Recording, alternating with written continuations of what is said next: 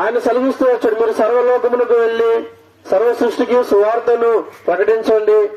నమ్మి బాప్తీసం తీసుకున్నవాడు పరలోక రాజ్యంలో ఉంటాడు, నమ్మని వానికి శిక్ష ఉందని ఆయన చెప్తూ వచ్చాడు. కనుక ఆయన చెప్పాడు, మేము చేస్తా ఉన్నాం. యేసు ప్రభువారు నిజమైన దేవుడు, యేసు ప్రభువారు నిత్య జీవం ఇచ్చే దేవుడు.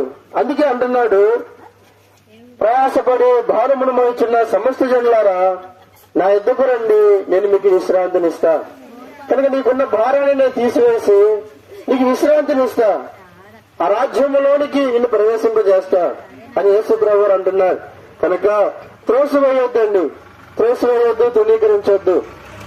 ఈ రీతిగా ఇంత ప్రేమించే దేవుడు, ఒక పాపి కొరకే ప్రాణం పెట్టిన దేవుడు, ఒక పాపి కొరకే కొరడాలతో కొట్టబడినటువంటి దేవుడు, ఒక పాపి కొరకే సిలువలో 3 రేకుల మధ్య వేలాడినటువంటి దేవుడు, ఒక పాపి కొరకే తల్లో ముళ్ళ కిరీటం పెట్టించుకున్న దేవుడు, ఒక పాపి కొరకే 1 తక్కువ 40 కొరడా దెబ్బలు కొట్టించుకొని దేహమంతా కూడా రక్త శక్తితో ఉన్నటువంటి దేవుడు ఎవరైనా ఉన్నారు అంటే, మానవాడి కొరకు ఎవరైనా చేశారు అంటే అది కేవలము యేసుక్రీస్తు ప్రభువారే.